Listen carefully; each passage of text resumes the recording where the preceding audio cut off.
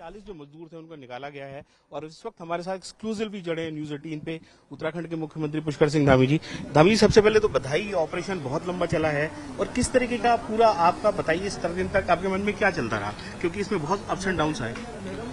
देखिए, बहुत कठिन था, बड़ा चुनौतीपूर्ण था और अंततः सफलता मिली है। और मैं इसमें सभी जिन लोगों ने भी इस रेस्क्यू अभियान में अपना योगदान दिया है, अपना सहयोग दिया है, उन सभी का धन्यवाद करना चाहता हूँ। एक एक एजेंसी का, भारत सरकार की, राज्य सरकार की, हमारे विशेषज्ञों का, वैज्ञानिकों का, विदेश से आए हुए जो हमारे विशेषज्ञ थे उनका भी, और छोटे से छोटा और बड़े से बड़ा काम करने वाला स्थानीय लोगों का भी, जिन्होंने अपना सहयोग प्रदान किया। और हमारे प्रधानमंत्री आदरणीय नरेंद्र मोदी जी का, कि जिन्होंने प्रत्येक दिन इस अभियान की पल पल की जानकारी ली और कैसे अभियान चलाना है, लगातार हमारा प्रोत्साहन किया।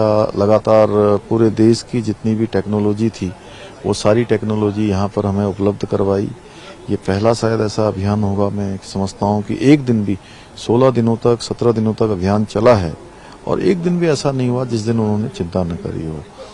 और चिंता केवल एक प्रधानमंत्री के रूप में तो करी, साथ में एक जैसे माता पिता अपने बेटे का, बेटियों का जिस प्रकार से चिंता करते हैं, उस प्रकार की उन्होंने चिंता करी।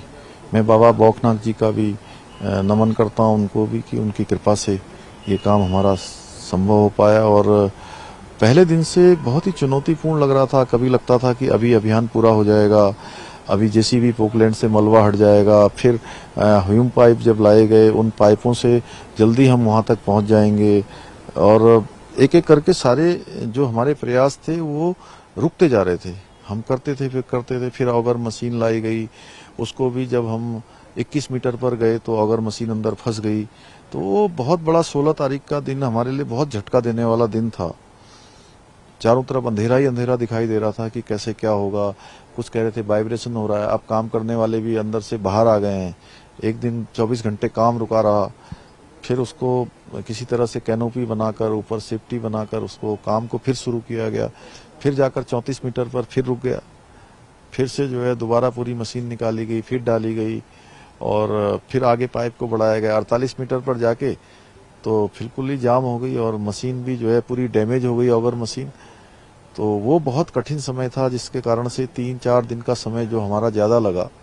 उसके बाद उस मशीन को एक एक पंखों को काट के, बीच में मशीन को एक एक मीटर काटने के बाद बाहर निकालना, वो बहुत कठिन काम था। अंदर गैस वेल्डिंग करना, कितनी गर्मी होगी, ऑक्सीजन की कमी होगी, ऐसे में काम किया गया। और जब ऑगर मशीन बाहर निकली, फिर आगे देखा गया तो आगे पाइप जो है पूरा डैमेज हो चुका था। फिर पाइप को काटा गया।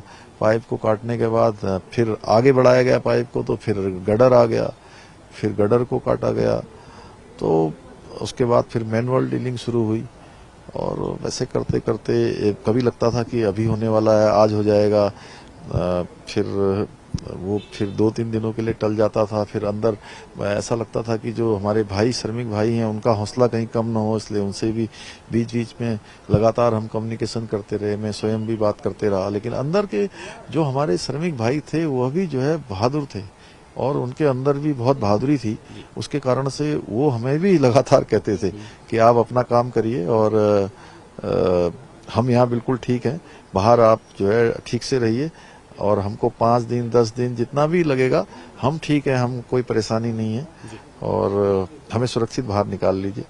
अंततः भगवान की कृपा हुई, हमारे प्रधानमंत्री जी के मार्गदर्शन में ये हमने कठिन से कठिन जो अभियान था ये पूरा हुआ। अच्छा मुख्यमंत्री जी, अब इस टनल से, क्योंकि पूरा ऑपरेशन जिस तरीके से चला है, अब इस टनल का क्या होगा, इस प्रोजेक्ट का क्या होगा, ये एक बड़ा सवाल है।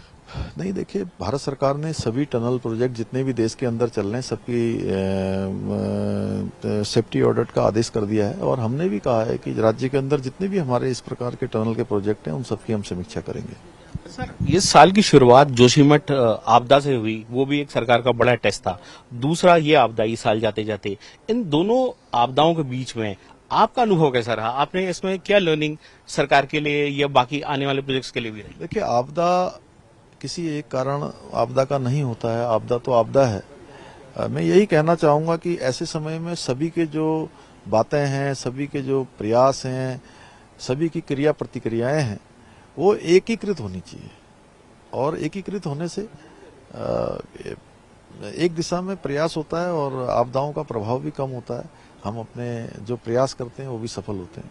जी, ये सारा जो रेस्क्यू ऑपरेशन चला है आपका, सारी एजेंसियां रही हैं, फाइनली आपको क्या लगता है किसको क्रेडिट इसका जाना चाहिए इस पूरे ऑपरेशन का? जिन्होंने काम किया है दिन रात, उनको सरकार का भी कोऑर्डिनेशन रहा, प्रधानमंत्री कार्यालय का भी कोऑर्डिनेशन रहा। देखिए, मैंने कहा कि एक एक श्रमिक भाई का जिन्होंने इसमें योगदान दिया है, एक एक एजेंसियों के लोगों का, एक एक व्यक्ति का, भारत सरकार का, पीएमओ का, राज्य सरकार के लोगों का, सभी हमारे सेना के लोगों का, आईटीबीपी, एसडीआरएफ, एनडीआरएफ, जो भी लगे हुए थे, सभी का मैं धन्यवाद करता हूं, और सभी ने अपना योगदान दिया। विशेषकर से मैं आदरणीय प्रधानमंत्री जी का, कि आपदाएं पहले भी आती रही हैं। ये देश के, आजाद भारत के पहले प्रधानमंत्री आदरणीय मोदी जी हैं, जिन्होंने अपने परिवार की तरह उन श्रमिक भाइयों की चिंता करी है, और उनका ही इतना बड़ा संबल था कि हम इसको पार कर पाए, इसमें सफल हो पाए। जी, बहुत बहुत धन्यवाद। तो ये थे उत्तराखंड के मुख्यमंत्री पुष्कर सिंह धामी, जिनका साफ कहना है कि जितने भी प्रोजेक्ट्स उत्तराखंड में चल रहे हैं उन पे काम जारी तो रहेगा, लेकिन उनका रिव्यू भी समय समय पे होता रहेगा। कैमरामैन संदीप के साथ अनुपम त्रिवेदी, न्यूज 18, उत्तरकाशी। तो आपने सुना यहाँ पर सीएम पुष्कर सिंह धामी ने इस पूरे रेस्क्यू ऑपरेशन के बारे में बताया, किस तरीके से पूरे रेस्क्यू ऑपरेशन हुआ। हालांकि चिंता तो बहुत थी कि कैसे पूरा रेस्क्यू ऑपरेशन होगा, लेकिन धीरे धीरे करके पूरा ये रेस्क्यू ऑपरेशन सफल रहा।